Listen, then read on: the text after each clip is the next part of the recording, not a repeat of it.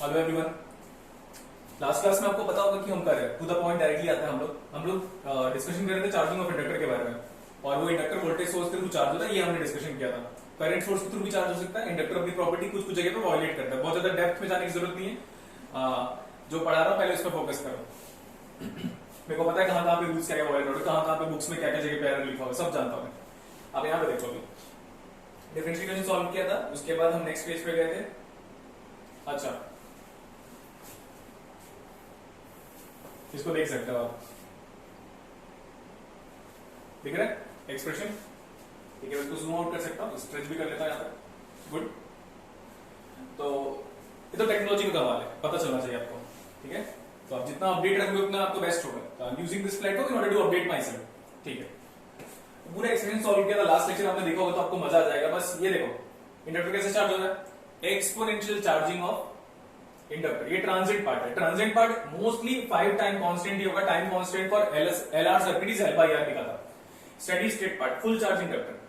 अब अगर मैं ये एक्सपेक्ट करता हूं कि आपको ये वाला एक्सप्रेशन पता है करंट का, I as a function of time V/R 1 - e raised to the power of -t/τ। तो voltage across inductor find out करो, वोल्टेज अक्रॉस इंडक्टर। तो नेक्स्ट पेज पे चलते हैं, voltage across inductor find out करते हैं। ठीक है, voltage across inductor VL as a function of time equal to L into d/dt of I of t, where I has to be a function of time, where I is nothing but an inductor current। इसकी value देखो, आपको याद होगा V/R in bracket 1 minus e power minus t by tau था। tau is equal to L/R था। इसको यहां पे लिखो और डेरिवेटिव लो। सो अब मैं एक्सपेक्ट कर रहा हूं कि आप यहां पे सब्स्टिट्यूट कर चुके हो। अब हम डेरिवेटिव ले रहे हैं। L V/R का V/R ही होगा। नेक्स्ट इन ब्रैकेट 1 का डेरिवेटिव खत्म, 0 हो गया। Minus of e raise to the power of minus of t by tau, exponential का derivative same, dot -1 by tau. What is the value of tau? Tau को क्या बोला था मैंने, अगर आपको याद होगा तो टाउ की वैल्यू देखो, time constant for RL circuit या LR सर्किट, L/R। यहां पे हम सब्स्टिट्यूट कर सकते हैं वैल्यूज को। So this is equal to L into V/R dot minus, और ये माइनस कैंसल आउट हो रहा है,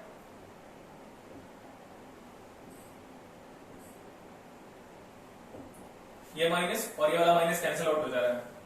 so tau is equal to L/R, तो ये हो जाएगा R/L। सब्स्टिट्यूट करने के बाद ना into e raise to the power of minus of t divide by tau. ठीक है, ये पूरा का पूरा जो एक्सप्रेशन है, आपको पता है किसका एक्सप्रेशन है, वोल्टेज अक्रॉस इंडक्टर का। जो कैंसल आउट हो जा रहा है उसको मैं कैंसल आउट कर दे रहा हूं। ठीक है, कलर चेंज कर दे रहा हूं। तो cancel, this is cancel, this is cancel, this is cancel.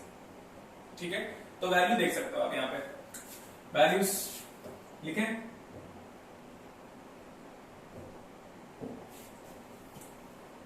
Voltage across inductor as a function of time equal to V is the DC voltage source, input DC voltage source, into e raised to the power of minus of t by tau। Graph के बारे में बात करें, देखो अभी graph के बारे में बात करते हैं।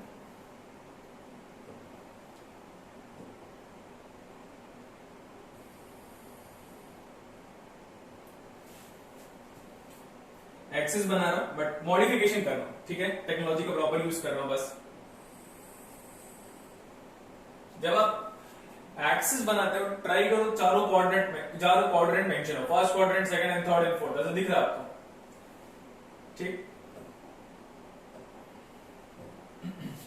अगर इसकी प्लॉटिंग हम करें, ठीक है, इसकी प्लॉटिंग अगर हम करते हैं तो put t equal to 0, put t equal to 0 तो V आ गया, and put t equal to infinite, ऐसे कर्व बन रहा है। प्रॉपर कर्व बना हुआ देख सकते हैं आप। नेक्स्ट वन, अगर मैं इसको नेगेटिव टाइम के बारे में बात करूं तो आपको कुछ याद होगा, सर्किट एक बार मैं डील करूं, इसके भी बैक साइड पे देखो, यहां पे गुड बात देखो, सेव अभी भी स्विच को अगर मैं ओपन कर देता हूं तो इंडक्टर के अक्रॉस तो कोई वोल्टेज नहीं, अनचार्ज इंडक्टर, फुल्ली डिस्चार्ज इंडक्टर, तो कोई इसके अक्रॉस वोल्टेज ही नहीं, तो हम ऐसा बोल सकते हैं नाउ इंडक्टर के पास जीरो वोल्टेज है, तो जीरो इज लाइक दिस, ठीक है, थोड़ा ऊपर बना रहा हूं सो दैट लाइन का सेपरेशन आपको दिखाई दे। इंटरेस्टिंग चीज इस ग्राफ के बारे में क्या है, ग्राफ ओरिजिन पे मतलब t इक्वल टू जीरो पे डिसकंटिन्यूअस है, तो अगर आप बोलोगे या अगर आपको लगता है तो मैं IL और VL का ग्राफ एक साथ प्रॉपर अलाइनमेंट में करता हूं, फील आएगा आपको, देखिएगा, ठीक है। सो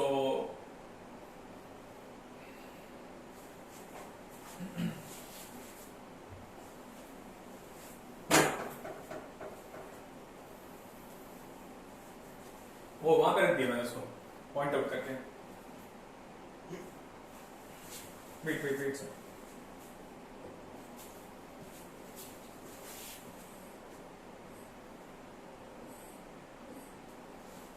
ठीक है। तो मैंने क्या बोला था अभी कि हम करंट और वोल्टेज को एक साथ प्लॉट करते हैं, तो प्लॉटिंग के लिए मैं टूल्स यूज कर लेता हूं, it will be interesting to see. ये देखो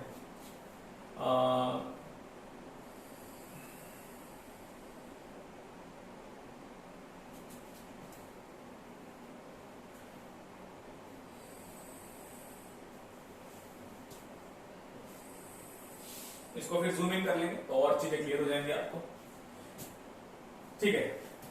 ये जो है ऊपर वाला ग्राफ, ऊपर वाला जो ग्राफ है वो आपके पास करंट का ग्राफ है, इंडक्टर के थ्रू करंट का graph IL as a function of time, यहाँ पे टी लिख दिया तो वहां पे टी लिखने की जरूरत नहीं, बट चाहो तो आप लिख सकते हो। और ये है आपके पास voltage across inductor as a function of time again, fine. इसका ग्राफ याद है आपको, इसका अगर ग्राफ याद नहीं है तो एक बार बैक साइड पे चलने की रिक्वायरमेंट है तो चलो देख चलते हैं, ये देख सकते हो एक्सपोनेंशियल चार्जिंग ऑफ इंडक्टर, ये ग्राफ था उसका, तो पूरा प्लॉट कर दे रहा हूं मैं ऐसे, ये था, then it's charging like this, ठीक है।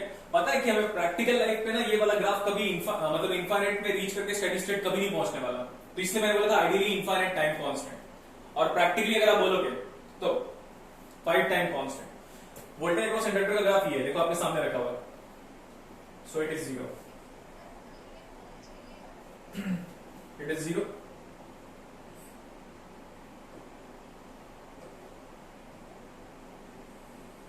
इट इज लाइक 0, एंड उसके बाद एक्सपोनेंशियल डिकेइंग ऐसे करके, एक्सपोनेंशियल डिकेइंग, ये VL as a function of time है और ये VL। ग्राफ के बारे में अब डिस्क्रिप्शन स्टार्ट करते हैं। करंट का ग्राफ था, वोल्टेज का ग्राफ था, दोनों डिराइव करा दिया। अब देखो ये ऊपर वाला जो ग्राफ है वो कंटिन्यूअस ग्राफ है क्या? It is not discontinuous but the current through the inductor is always a continuous graph. तो graph is what? Continuous.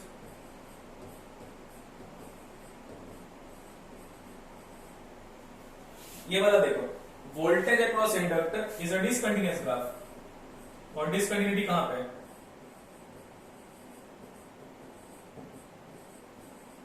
Is a discontinuous graph, और डिसकंटिन्यूटी कहां पे लाई कर रही है मैं इसको हाईलाइट कर रहा हूं, आपको पता चल गया होगा। पर फिर भी ये देखो, VL0 minus is not equal to VL0 plus from concept of limit what we have studied in class 12। ज्यादा डील करने की जरूरत नहीं है, मतलब ज्यादा स्ट्रेस में ले जाने की जरूरत नहीं है। ये कहने का मतलब कि सर हमने तो बेसिक मैथमेटिक्स नहीं पढ़ा या हमें इंडक्टर के बारे में पता नहीं है, तो यार कम से कम हमें ये तो पता होगा कि ग्राफ कंटिन्यूअस और डिसकंटिन्यूअस कैसे होता है, कब हम डेरिवेटिव ले पाते हैं। जब तक हम ऊपर वाले का डेरिवेटिव लिए था तब तो नीचे वाला ग्राफ आया था, तो ऊपर वाला ग्राफ कंटिन्यूअस है तब तो नीचे वाला ग्राफ आया था। ऊपर वाले ग्राफ में लिमिट एग्जिस्ट करता है and this is VL0 plus. VL0 plus का मतलब अगर हम पॉइंट आउट करने की कोशिश करें तो देखो क्या होगा, ये है VL0 प्लस ओरिजिन के जस्ट बाद, इसकी बात कर रहा हूं ओरिजिन के जस्ट बाद VL0 प्लस, और ओरिजिन के जस्ट पहले ये है आपका VL0 माइनस। तो क्या पता चला आपको, graph is discontinuous across an inductor which is nothing but a voltage source, तो डिसकंटिन्यूअस फंक्शन दिखाई दिया। और जो चीजें हम डील कर सकते हैं उसको देखो, एक लाइन ड्रॉ कर रहा हूं डॉटेड, इस लाइन के लेफ्ट हैंड साइड पे देखो, इस लाइन के लेफ्ट हैंड साइड पे दोनों ग्राफ में ट्रांजिएंट आ रहा है।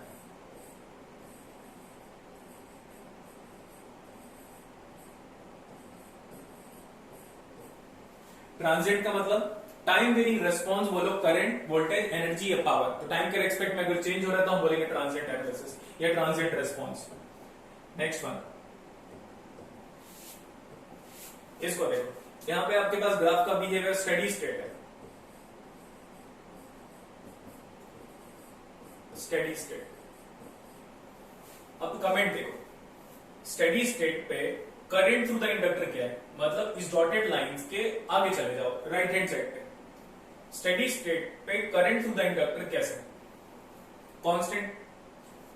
तो inductor behaves as a constant current source under steady state, it do behaves as a constant current source. मतलब अगर हम प्लॉट करना चाहें राइट हैंड साइड इस particular section of the curve के बारे में बात कर रहा हूं, तो हम ऐसा बोल सकते हैं, in that case this is an inductor and when it is completely charged then it do acts as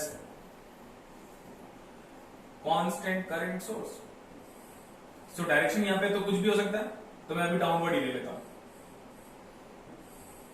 when inductor is fully charged it do behaves as a constant current source। ठीक, next देखो, अगर ये constant है तो Ohm's law apply करो, voltage across inductor is given by VL equal to L DIL by dt। Derivative लोगे इसका तो जीरो आ जाएगा, तो हम ऑलमोस्ट जीरो शो कर रहे हैं, बट मैं बोला था ये ग्राफ आइडियल है इसीलिए इनफाइनाइट में जाके जीरो हो रहा है। तो हम ऐसा बोल सकते हैं कि इंडक्टर एक कांस्टेंट करंट सोर्स की तरह बिहेव करेगा when it is fully charged and it behaves as a short circuit because अगर करंट की वैल्यू फाइंड आउट करनी है तो शॉर्ट सर्किट की तरह बिहेव करेगा। नेक्स्ट वन, एनर्जी के बारे में हम बस एक बात और करते हैं, फिर आज का लेक्चर ऑफ करेंगे। इधर देखो, यहां पे अगर आप एनर्जी ऑफ इंडक्टर के बारे में बात करोगे, एनर्जी अक्रॉस इंडक्टर, तो आप बोल सकते हो सर ये हाफ एल कांस्टेंट करंट, जो भी कांस्टेंट करंट आया था, कांस्टेंट करंट की वैल्यू आप नहीं लिख पाए हम, सो ये V बाई आर है, हाफ एल कांस्टेंट करंट को मैं आई लिख दे रहा हूं, हाफ एल आई स्क्वायर लिखा हुआ है, half L I square is the maximum energy, steady state energy stored in the inductor. इस particular section of the curve में भी आप एनर्जी निकाल सकते हो। आपको पहले करंट निकालना पड़ेगा किसी भी टाइम पे using that expression of current, जो कि आया था वही V by R 1 minus e to the power of minus t by tau. ठीक, और उसका करंट को यहां पे पुट करो, inductor will be constant and half Li square is nothing but the energy at this point of curve। next, आप चाहो तो वोल्टेज वाला एक्सप्रेशन भी यूज कर सकते हो, फाइन, और पावर भी फाइंड आउट कर सकते हो। Next one, energy is equal to integration of P into dt। Conclusion क्या है देखो, अभी इस पर्टिकुलर न्यूमेरिकल से आप जो कंक्लूजन ड्रॉ करने वाले हो वो इंपॉर्टेंट है कि inductor sudden change of current को नहीं अलाउ करता अपने थ्रू पास होने के लिए, सडन चेंज ऑफ करंट को नहीं अलाउ करता पास होने के लिए। इंडक्टर के अक्रॉस वोल्टेज सडनली बदल सकता है बट इंडक्टर के अक्रॉस करंट सडनली नहीं बदलेगा। नेक्स्ट वन, ये जो ग्राफ है ना, ये मोनोटोनिक ग्राफ है, ये जो ग्राफ है ये भी मोनोटोनिक ग्राफ है। There are some importance of monotonic graph across an inductor और कैपेसिटर, ये आपको कोई नहीं बताएगा बिकॉज वो थोड़ा डिफरेंट डोमेन है। इसीलिए मोनोटोनिक ग्राफ का मतलब ये होता है कि ग्राफ या तो कंप्लीटली बढ़ रहा है कांस्टेंट हो जाए, और अगर ग्राफ घट रहा है तो घटते रहे तो कांस्टेंट हो जाए। मोनोटोनिक ग्राफ होगा तो ही आप सर्टेन चीजों को अप्लाई कर सकते हो across an inductor and capacitor, fine. But इसमें बहुत सारी थ्योरेटिकल पार्ट है, उसको ज्यादा नीड नहीं है पढ़ने का, इसको एक बार देखेगा, फिर नेक्स्ट लेक्चर पे हम discharging of capacitor and discharging of inductor के बारे में बात करेंगे, ठीक है। Thank you everyone, enjoy this video.